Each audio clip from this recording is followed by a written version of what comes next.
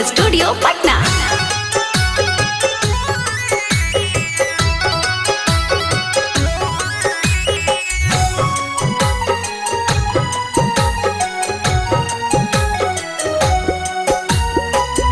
जब जब आवेनी ससुरावा, जब जब आवेनी ससुरावा, भावे तो के मनवा है।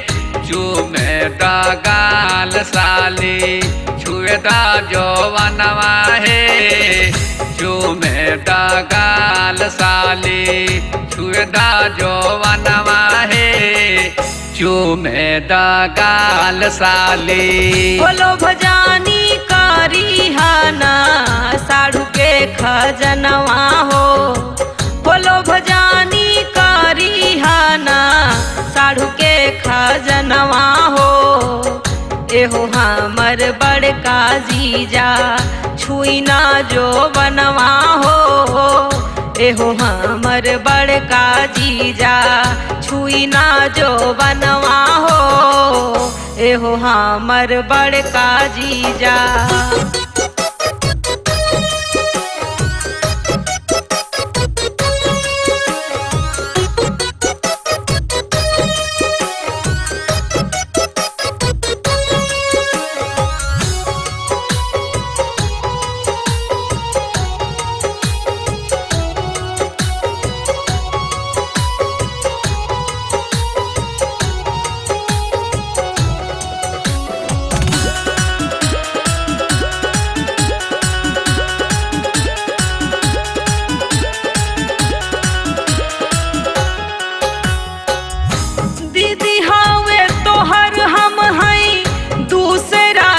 चीज हो दागी ना लगाई देह में जीजा जी प्लीज हो।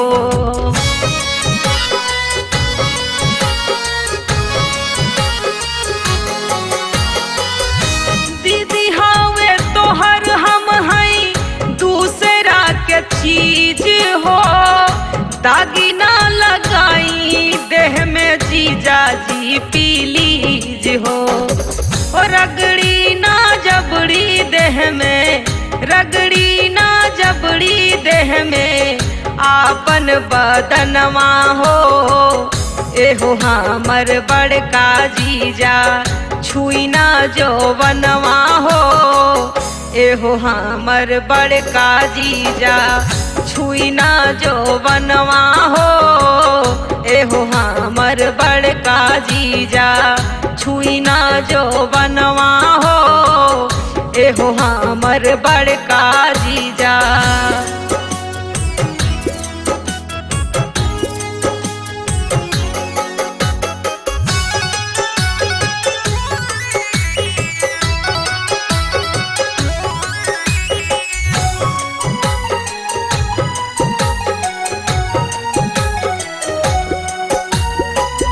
देखते सुरतिया तोहर मन नाही माने।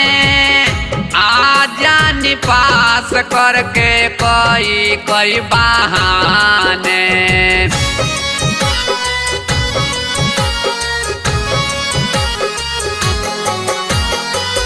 देखते सुरतिया तोहर मन नाही माने। आजानी पास करके कोई कोई बहाने। ऐसे ना तोरा कह के, ऐसे ना तोरा कह के दिल के अरमनवा हो। चूमे दा गाल साली, छुए दा जौवनवा है। चूमे दा गाल साली, छुए दा जौवनवा है। चूमे दा गाल साली, छुए दा जौवनवा है। चूमे दा गाल साली।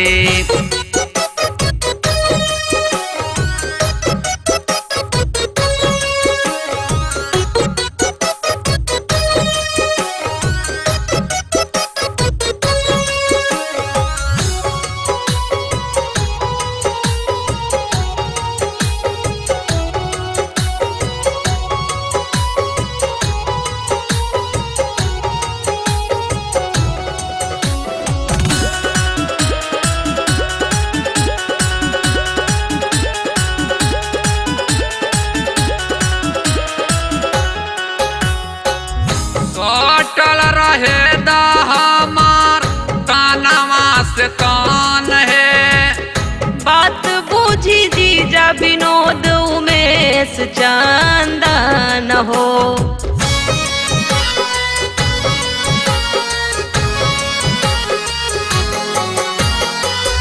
सटल रहे दा हमार कानवा से कान है। बात बूझी जीजा विनोद उमेश चंदन हो। खोली ना अब तक बड़ुए, खोली ना अब तक बड़ुए, बंद मोर दुकान हो। खोली ना अब तक बड़ुए, बंद मोर दुकान हो। एहो हमर बड़का जीजा छुई ना जो बनवा हो। एहो हमर बड़का जीजा छुई ना जो बनवा हो। एहो हमर बड़का जीजा। अगर आप भी चाहते हैं कि सपना कैसेट की वीडियो सबसे पहले आप तक पहुंचे, तो लाल बटन को दबा के चैनल को सब्सक्राइब जरूर करें और साथ में बेल आइकन को दबाना ना भूलें। सपना रिकॉर्डिंग स्टूडियो।